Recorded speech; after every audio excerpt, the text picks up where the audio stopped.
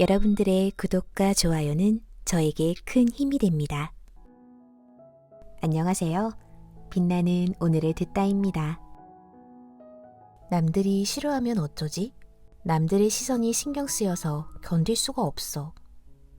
이처럼 어떻게 해야 대인관계를 원만하게 형성할 수 있는지 고민하며 안절부절 못하는 사람이 꽤 많을 것입니다. 확실히 상대방을 배려하는 것은 중요합니다. 하지만 그것도 정도의 문제인데요. 지나치게 다른 사람을 의식하다 보면 자신의 마음만 괴로워지고 맙니다. 아무리 인간관계에 배려가 중요하다고 해도 적당히 해야 하고, 더욱 중요한 건 억지로 좋은 사람이 되려고 애쓰지 않는 것입니다. 보통 온화하고 상냥하며 친절한 사람을 좋은 사람이라고 평가하는데요. 다른 사람에게 신경 쓰면 오히려 자신의 건강을 해칠 수도 있습니다. 조금은 자기 중심적이어도 상관없지 않을까요? 자신을 첫 번째로 소중히 여기고 상대방은 두 번째로 소중히 여기는 정도면 괜찮습니다. 상대방에게 쌀쌀맞은 태도를 보이며 냉담하게 대할 필요까지는 없지만 자신의 마음을 소중히 여기며 상대방도 소중히 여기는 균형을 잘 잡아야 합니다. 오늘은 편견이 사라지고 마음이 후련해지는 신경 끄기 연습에 대해 알아볼게요. 스포트라이트란 한 사람만 밝게 비추는 조명을 말합니다. 우리는 마치 무대 위에서 스포트라이트를 받는 것처럼 주위 사람들 속에 혼자 떠있는 느낌을 자주 느낍니다. 심리학에서는 이런 마음의 효과를 스포트라이트 효과라고 말합니다. 하지만 현실적으로 보면 대부분 자기 자신을 걱정하느라 바빠서 다른 사람에게 전혀 신경을 쓰지 않습니다. 주위 사람들은 나에게 눈꽃만큼도 신경 쓰지 않는 경우가 대부분이죠. 따라서 남들 눈에 어떻게 보일까라고 걱정하고 신경 써가며 생활할 필요가 전혀 없습니다. 실제로 이 효과는 심리학 실험에서도 이미 확인되었는데요. 미국 코넬 대학교의 토머스 길로비치는 학생들에게 베리 매닐로우라는 무명의 뮤지션 사진이 큼지막하게 프린트된 매우 민망한 티셔츠를 입히고 캠퍼스 안을 한 바퀴 돌고 오라고 부탁했습니다. 학생들이 캠퍼스를 한 바퀴 돈 후 실험실에 돌아오자 토머스 길로비치는 이렇게 물었죠. 지나가는 길에 만난 사람들 중 당신을 본 사람이 얼마나 됩니까? 그러자 참가자들은 사람들 중 47%는 확실히 나를 봤을 것이다 라고 추측했습니다. 사실 이때 실험자의 다른 협력자가 티셔츠를 입은 실험자의 뒤를 몰래 따라갔습니다. 그리고 티셔츠를 입은 실험자가 지나가며 만난 사람마다 지금 지나간 사람의 티셔츠를 봤나요? 라고 확인했죠. 그런데 이 이상한 티셔츠를 알아차린 사람은 24%에 불과했다고 합니다. 결국 우리의 자의식에 너무 지나친 부분이 있다는 걸 알 수 있는데요. 남들이 별로 보지 않는데도 분명히 봤을 거야 라며 억측하는 것입니다. 극단적으로 민망한 행동을 하는 게 아니라도 우리는 무심코 자신에 대해 이것저것 주의합니다. 하지만 현실적으로 사람들은 자신 외에 남에게 별로 신경 쓰지 않습니다. 그러므로 쓸데없는 걱정은 하지 않아도 괜찮다고 심리학적으로 보장할 수 있습니다. 내가 남의 시선을 지나치게 신경 쓰는 이유는 스포트라이트 효과 때문이구나 라고 생각하면 마음의 부담감도 조금은 줄일 수 있지 않을까요? 내가 남에게 관심이 없는 만큼 남도 나에게 관심이 없습니다. 남들 앞에서 말을 잘하는 편인가요? 아니면 말주변이 없는 편인가요? 남 앞에 서면 얼굴이 새빨개지고 목소리와 손가락까지 떨리는 사람이 있습니다. 그런 사람은 회의에서 누군가가 의견 내기를 요구하거나 본인이 나서서 발언을 해야 하는 상황을 몹시 싫어합니다. 보기 흉한 모습을 보여주고 싶지 않다. 부끄러운 부분을 보여주는 게 싫다라고 생각하죠.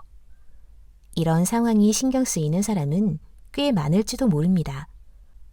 하지만 이것도 정말 쓸데없는 걱정입니다. 꼴불견이라거나 이상하다고 생각하는 사람은 사실 자신뿐입니다. 다른 사람은 전혀 그렇게 생각하지 않으니 걱정할 필요가 없습니다.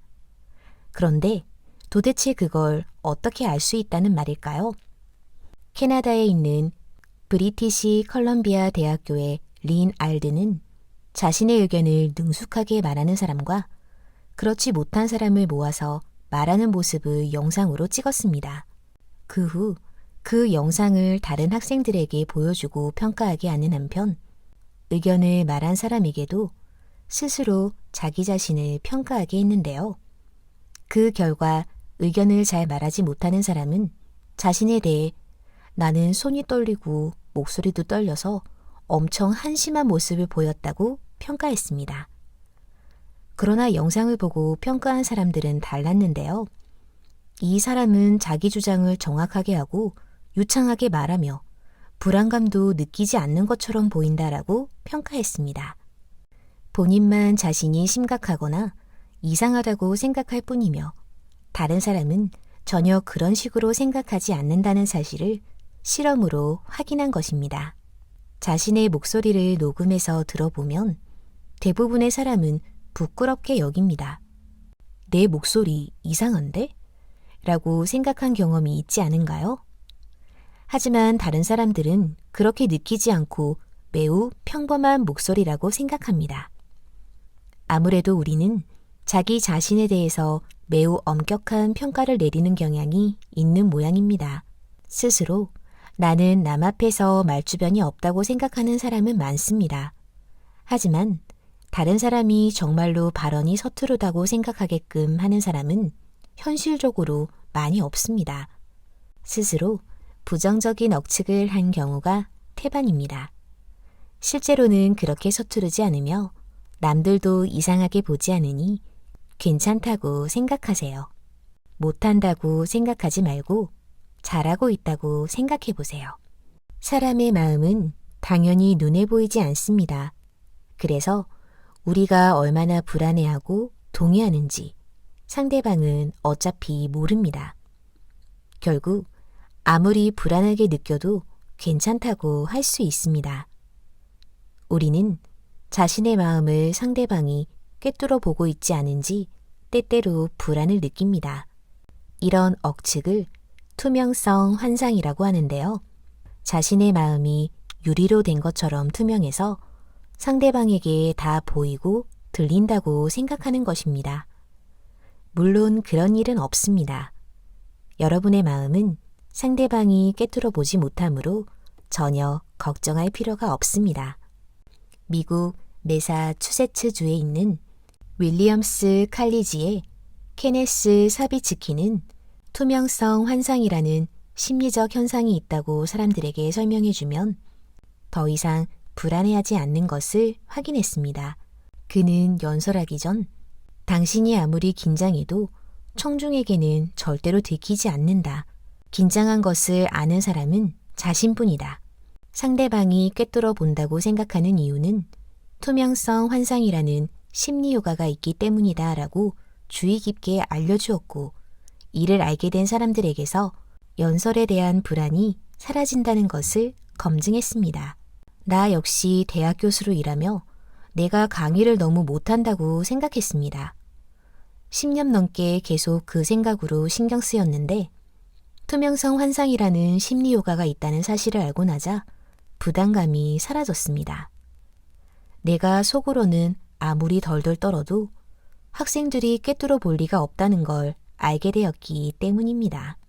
나는 생각이 얼굴에 잘 드러나지 않나? 라고 느껴서 신경 쓰는 사람이 있을지도 모릅니다. 하지만 그런 걱정은 할 필요가 없습니다. 사람의 마음을 읽기란 매우 어려우므로 그렇게 쉽게 간파당하지 않습니다. 거짓말을 할 때도 마찬가지입니다. 거짓말이 들통나지 않을까? 라고 느끼는 사람도 있을 텐데요. 거짓말을 꿰뚫어 보기란 매우 어려워서 보통은 그리 쉽게 들키지 않습니다. 심리학 연구에서도 거짓말을 정확하게 간파할 확률은 50% 내외라고 밝혀졌습니다. 50%라는 것은 거짓말을 하는지 안 하는지 아무렇게나 찍어서 우연히 맞추는 것과 똑같은 확률입니다. 그 정도로 거짓말을 간파하기 어려우므로 상대방에게 들키는 경우도 아주 드물다고 볼 수 있습니다. 사람의 마음은 눈에 보이지 않는다는 걸 기억하세요. 오늘은 신경 끄기 연습이라는 책과 함께 있는데요. 이 책에는 61가지 신경 끄는 심리 기술을 소개하고 있습니다. 전부 실천하기 쉬운 것들이니 읽어보시면 더 좋을 것 같습니다. 또 만나요.